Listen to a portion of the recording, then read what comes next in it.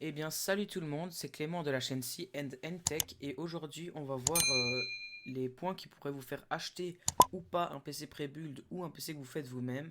Donc, c'est pas du tout une vidéo où on va favoriser un parti, on va tout simplement vous dire des points pour et contre dans chaque côté.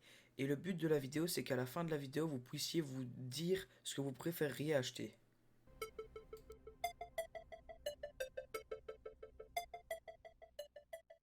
Donc le premier argument des PC qu'on fabrique soi-même, c'est le fait de ni payer la marque, donc ne pas avoir à payer par exemple si c'est un PC MSI, devoir payer le design MSI ou toutes ces choses comme ça, et le fait de ne pas payer non plus la fabrication, car vu que c'est vous qui le montez, vous n'avez pas à payer la personne qui l'a monté. Ce qu'il faut pas non plus oublier, c'est que on vous sort, ouais, il y a Windows 10 Home offert avec les PC pré-built, mais le problème c'est que déjà ils vous mettent des versions un peu trop chères parce que par exemple quand vous faites votre PC vous-même, vous pouvez trouver des versions tout à fait légales de Windows à 14 €. Vous n'aurez pas le CD d'installation et tout, mais il vous suffira de d'installer Windows sur une clé USB et de le mettre et puis d'activer Windows tout simplement. Donc c'est un peu malhonnête, je dirais, aussi, ça pour les PC pré-build, parce qu'ils mettent des versions assez chères de Windows et vous disent: «Ah ouais, mais au final, vous voyez que vous y êtes plutôt gagnant parce que il y a Windows offert et regardez combien ça coûte», alors que pas du tout. Si vous savez où chercher, vous pouvez trouver des Windows tout à fait légaux à pas cher du tout. Un autre point qui pourrait vous aider à acheter un PC que vous montez vous-même, bah, c'est tout simplement, l'airflow, donc la circulation de l'air dans le boîtier. Donc, ce qu'il faut savoir, c'est qu'un airflow, c'est vraiment primordial parce que des composants bien refroidis sont des composants en bonne santé. C'est plus votre PC va chauffer, plus vos composants vont commencer à chauffer, moins la durée de vie de vos composants sera longue. C'est d'ailleurs ça un peu le problème parce que souvent sur les boîtiers de PC, quand vous choisissez bien, quand vous montez vous-même votre PC, eh ben, il y a plusieurs ventilateurs, donc vous avez de l'air frais qui est apporté et l'air chaud qui est retiré. Et mais par contre sur les PC, pré-built, souvent il y a un seul ventilateur à l'arrière qui retire l'air chaud. Bon, c'est déjà ça, ça retire au moins l'air chaud, mais ça va faire en sorte que votre PC va beaucoup plus chauffer parce qu'il y a beaucoup moins d'air frais qui rentrera dans votre PC. Il y aura juste l'air chaud qui sera expulsé et donc du coup, forcément la durée de vie de vos composants sera beaucoup moins longue et votre PC surchauffera plus, donc vous pourrez être, plus vite amené à devoir racheter un PC.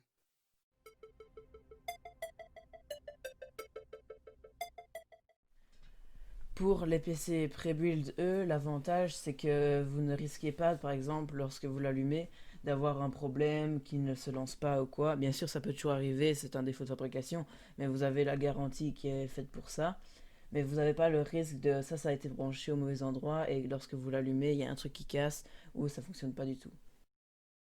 Et un autre argument qu'on pourrait dire en faveur des PC pré-build, c'est que vous arrivez, vous branchez votre PC, vous créez votre compte Windows et en général, il n'y a pas grand-chose de plus à faire et ça, c'est pas, pas un luxe non plus, mais c'est vraiment bien. Par exemple, quand vous faites votre PC pour la première fois, il y a vous avez pas mal à programmer, vous devez programmer, vos espaces de stockage, tout plein de choses comme ça, mais donc là, c'est vraiment un peu, beaucoup plus simple pour les gens qui s'y connaissent pas trop et qui ont pas trop une idée de comment manipuler tout ça, vous branchez juste votre PC, vous faites votre compte Windows, puis vous installez ce que vous avez, installé pour vos jeux et puis votre PC tourne tout à fait comme il faut. Donc là, l'argument que je vais dire là, c'est un peu se répéter sur ce que j'ai dit avant, mais là, c'est un peu plus rentrer en détail.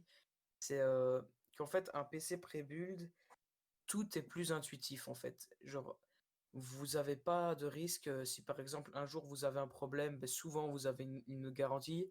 S'il y a un problème à votre PC, la garantie fera que vous aurez pas besoin, comme sur un PC que vous montez vous-même, de savoir quelle pièce ne fonctionne plus, parce que parfois c'est pas toujours évident d'être sûr de ça, de savoir quelle pièce, ne fonctionne pas. Parce que même s'il y a des garanties sur chacune de vos pièces, souvent, ben, vous pouvez c'est compliqué souvent de savoir, tandis que là, vous avez votre garantie souvent sur les PC pré-build, vous l'emmenez au magasin, ils ils vous disent ce qui va pas et vous pouvez le savoir direct. C'est pour ça que quand quelqu'un s'y connaît un peu moins en PC, mieux vaut acheter un PC pré-build, parce que vaut mieux être vraiment bien renseigné, avant de monter son PC parce que sinon le jour où il y a un problème, bah, potentiellement ça pourra vous amener à faire des choses pas forcément, genre essayer de se dire: «Ah ouais, bah, c'est le processeur», final processeur racheté, bah, le PC fonctionne toujours pas. Tous des trucs comme ça, quoi. Donc c'est encore une fois la facilité d'un PC pré-build. Donc un autre argument pour les PC pré-build, c'est le fait que sur pratiquement tous les PC, si pas tous, vous avez la possibilité d'avoir le Wi-Fi. Tandis que sur une grande partie des PC que vous fabriquez vous-même, vous devez acheter une carte mère en Wi-Fi. Ou alors une clé Wi-Fi ou, enfin, ou des trucs comme ça. Donc vous devrez être obligatoirement connecté en câble Ethernet si vous n'avez pas de carte mère Wi-Fi. Tandis que sur pratiquement tous les PC pré-build, vous êtes sûr d'avoir la connexion en Wi-Fi, ce qui est vraiment quand même pratique pour ceux qui n'ont pas la possibilité d'avoir un câble. Et c'est aussi la même chose pour le Bluetooth. Vous avez vous êtes quasiment sûr d'avoir le Bluetooth sur les PC pré-build, tandis que sur les PC que on fabrique soi-même, il faut aussi avoir une carte mère compatible pour avoir les connexions Bluetooth. Donc si vous cherchez une alternative au fait de soit de vous faire un PC, de le fabriquer ou de l'acheter pré-build, vous pouvez vous rendre sur le site de chez Alienware qui vous permet de sélectionner ce que vous voulez placer dans votre PC et ils le fabriquent eux-mêmes. Et l'avantage avec ça, c'est que déjà vous avez le beau design Alienware. Enfin, personnellement, je le trouve super beau. Peut-être que vous ne l'aimez pas, mais moi je le trouve vraiment super beau. Et vous pouvez du coup tout sélectionner de A à Z. Vous pouvez vraiment le programmer à fond. Vous pouvez choisir si ce sera du Intel ou du AMD. Et vous pouvez même, tout au fond du site, vous rendre sur vérification du matériel, nanana, et vous pouvez genre sélectionner le jeu auquel vous jouez le plus souvent. Bah, s'il ne se trouve pas dedans, vous prenez un jeu similaire. Par exemple, moi, je vais mettre Rainbow Six Siege et vous pouvez voir le nombre d'FPS que vous pourrez faire. Donc là, en Full HD 1080p, je peux faire 190 FPS, qui est vraiment plutôt pas mal sur R6. Mais j'ai même pas. Là, j'ai laissé le PC de base, donc je ne l'ai pas vraiment programmé. Mais il suffit juste de sélectionner là le processeur que vous voulez, la carte graphique que vous voulez, la couleur et tout ça. Vous aurez bien sûr des suppléments à chaque fois, mais sinon, c'est vraiment une bonne alternative si vous voulez pas fabriquer votre PC ou si vous ne voulez pas en acheter un pré-build d'une marque en particulier. Et bien sûr, les chiffres que vous voyez sur les FPS sont fictifs, donc ça peut être plus de 190 FPS par exemple ici, ou moins, donc ça peut être 180 ou quoi, ça dépend de plusieurs choses, bien sûr, c'est pas certain que ça restera tout le temps à 190 FPS. Et donc, une alternative qu'on pourrait retrouver aussi, si vous n'avez pas forcément envie d'acheter un Alienware ou quoi, il y a ce qu'on appelle les configurateurs. Donc, sur beaucoup de sites, il y a aussi sur LDLC, sur Topachat, sur Cybertech, enfin, sur beaucoup de sites, il y a ça. Mais donc là, ça vous permet par exemple, vous choisissez votre processeur, vous voulez, par exemple, un i5. Enfin, là, c'est limite un petit peu plus personnalisable. C'est vrai, là, c'est comme si c'était vous qui faisiez votre PC, mais en fait, vous avez plusieurs choix. Là, vous pouvez soit le faire, et là, ça vérifiera que c'est. Normalement, ça vérifie les compatibilités, mais vérifiez toujours quand même au cas où. Enfin, ça fait pas de mal de vérifier quand même un peu au cas où. Et donc, une fois que vous avez tout choisi, ben, vous pouvez demander en fait un montage. Donc, vous n'êtes pas obligé de le demander, hein, mais genre par exemple, vous pouvez demander le montage avec l'installation de Windows enfin, vous pouvez demander tout ça. Et donc, ce sera plutôt rentable, hein, pour le coup, de faire ça. Donc, si vous aimez pas trop le design Alienware, mais que vous avez quand même envie de vous faire monter votre PC comme ça en le commandant, ça peut être une alternative. Mais donc là, c'est pas obligé de le faire monter, hein. Vous pouvez par exemple choisir tous vos composants. Si vous, ouais, là vu que c'est un Intel, vous choisissez Mais vous pouvez quand même choisir tous vos composants ici. Donc en général, ça vous assure de la compatibilité, comme je vous l'ai dit, et, euh, et juste commander sans le montage, hein. Ça, il n'y a pas de souci du tout. C'est même une petite vérification pour être sûr qu'il y a bien tout et tout. Enfin, là, c'est pas le problème. Vous n'êtes pas du tout obligé de monter.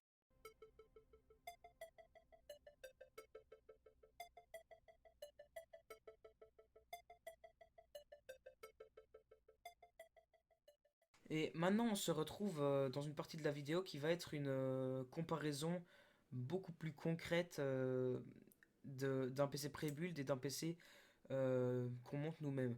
Donc le PC monté nous-mêmes, ça va être mon PC qu'on va comparer avec le PC, ce sera un Acer Predator Orion 3000. Donc les Acer Predator, ils ont fait leurs preuves, hein. C'est quand même des assez bons PC pré-build malgré certains défauts que certaines personnes peuvent leur trouver. Comme par exemple un des gros défauts de ces PC, c'est que on paye beaucoup pour le design du PC, m- comme dans beaucoup de marques, comme par exemple MSI, on paye aussi un peu le design et tout. Enfin, il y a beaucoup de marques comme ça, mais là c'est vraiment une marque où on paye vraiment pas mal le design. Mais c'est vrai que le design est plutôt beau. Donc pour vite fait vous dire ce que j'ai moi dans ma config, j'ai un Ryzen 5 3600X, une RTX 2060 Super de chez Gigabyte, et encore ma RAM c'est 16 Go de Corsair LPX à 3200 MHz. Donc c'est plutôt classique, hein. C'est rien d'affolant, c'est une config à 1100 € qu'elle m'est revenue. Et donc on va la comparer avec cette config là qui est à 1298 €. Donc, comme vous l'avez remarqué, là il y a marqué 1233 €. C'est sur Fnac une possibilité. En gros, si vous achetez un petit abonnement de 10 € en gros, c'est adhérent Fnac. Vous avez moins 5%. Donc, ça peut être une bonne idée dans ce cas-ci de mettre genre 10 €. Et comme ça vous reviendra à 1243 €. Donc c'est pas mal. Et donc premier truc qu'on pourra notifier, c'est que ici on va vous dire vous avez de la RAM, vous avez 16 Go. C'est tout ce qu'on va vous dire. Donc souvent la RAM ce sera pas forcément de la marque, hein. Ça dans tous les PC pré-build ce sera comme ça. Là on vous dit pas de marque, on vous dit c'est 16 Go de DDR4. Alors, oui, ça va faire le taf de 16 Go, mais ce que souvent on dit pas, c'est la fréquence. Donc ici, souvent, on va retrouver dans la RAM du 2666 MHz, ce qui est, on va dire, la moyenne. Enfin, c'est un peu le minimum pour faire du gaming. Et par exemple, moi, j'ai du 3200 MHz. Et quand on se fait un PC soi-même, souvent, on met des fréquences plus hautes parce que en gros, ça fait mieux le taf. Si vous voulez, il y a un YouTuber, on vous mettra le nom au montage, qui a fait une super vidéo pour expliquer les caractéristiques de la RAM, mais donc pour comprendre ce que c'est les mégahertz, parce qu'il l'expliquera tout simplement mieux que moi. Et donc là, on vous dit, ouais, vous avez 16 Go de RAM, mais au final, les 16 Go, ils seront beaucoup moins rapides que si vous aviez monté votre PC vous-même, ou que vous avez fait un montage hyper personnalisé de votre PC. Donc faire par exemple via un configurateur d'un site et que vous choisissez vraiment 100% de vos composants. Donc un autre point de comparaison qu'on peut faire entre le PC Predator et le PC de Clément, c'est le fait que sur les PC pré-build, ils sont très très souvent déjà avec un câble management assez, enfin, moi je dis pas très propre, même pas du tout propre. C'est pas ce qu'il y a de plus beau à voir dans son PC que tu verras tous les jours. Et ce n'est pas du tout optimal car quand il y a trop de câbles qui traînent et tout ça, ça joue sur l'airflow et du coup c'est pas bon pour tous les composants du PC. Un autre point, c'est aussi le fait que sur les PC pré-build, ils mettent des cartes mères. Ben, on les connaît pas avec ces des cartes mères souvent peu chères car c'est des cartes mères pas de marque. C'est vraiment les cartes mères vertes et tout que vous voyez dans les PC classiquement que quand vous ouvrez. Des trucs pas très beaux, ni très propres, ni quoi que ce soit. et non plus pas très performante. Donc un autre point, c'est le fait que les alimentations sur les PC pré-built sont très souvent à une puissance vraiment du strict minimum, voire parfois sont vraiment un peu trop basses. Du coup, ça va sur votre PC, ça reste, ça va très bien, mais le fait que si vous ne pourriez pas améliorer votre PC, contrairement à quand vous fabriquez votre PC, vous essayez toujours d'avoir une alimentation un peu plus puissante pour pouvoir changer la carte graphique et upgrader votre PC. Et donc, un argument qui cette fois-ci va jouer en faveur du Acer Predator, c'est qu'il a le Wi-Fi. Donc, Wi-Fi, Bluetooth, hein, souvent l'un va avec l'autre, souvent quand vous achetez des trucs comme ça. Alors, moi personnellement, dans mon PC, j'ai pas le Wi-Fi parce que ça m'a permettait d'économiser de l'argent. Donc, si vous ressentez pas le besoin d'avoir le Wi-Fi ou quoi, dans un PC que vous faites vous-même, l'avantage c'est que c'est sur le genre de trucs comme ça qui sont pas essentiels que vous pourrez économiser de l'argent. Tandis que là, vous achetez, vous avez d'office le Wi-Fi et le Bluetooth. Mais ça reste un avantage parce que tout simplement le Bluetooth c'est assez utile finalement le Bluetooth parce que par exemple vous voulez connecter votre manette ou n'importe quoi. Donc ici Wi-Fi 6, Bluetooth 5.0, les normes actuelles, hein. Et donc franchement là on va avoir quelque chose de plutôt pratique, mais il faut savoir que comme Noah l'a dit tantôt, eh ben on peut tout simplement acheter des cartes mères Wi-Fi ou des clés Wi-Fi ou même ça existe les petits adaptateurs pour pouvoir mettre le Bluetooth. Ça s'appelle une- un adaptateur universel et donc ça coûte pas hyper cher, mais c'est vrai que c'est toujours gai d'avoir dès le début que vous ayez dès le début votre Bluetooth sur le PC sans devoir rien faire. Donc en conclusion, euh, niveau rapport qualité-prix, c'est quand même mieux de faire son PC soi-même car déjà vous payez pas la marque, donc c'est quand même vachement plus rentable. Et si vous deviez par exemple faire le même PC que ce qu'il y a dans le Acer Predator Orion 3000, mais en le fabriquant vous-même, il serait déjà bien moins cher, mais il serait également de meilleure qualité car vous auriez vraiment tous des composants de marque. Là, les cartes mères et tout, vous pourriez prendre de la marque comme de chez MSI et tout ça. Donc ça sera sûrement des meilleures performances pour quand même pas mal d'argent en moins.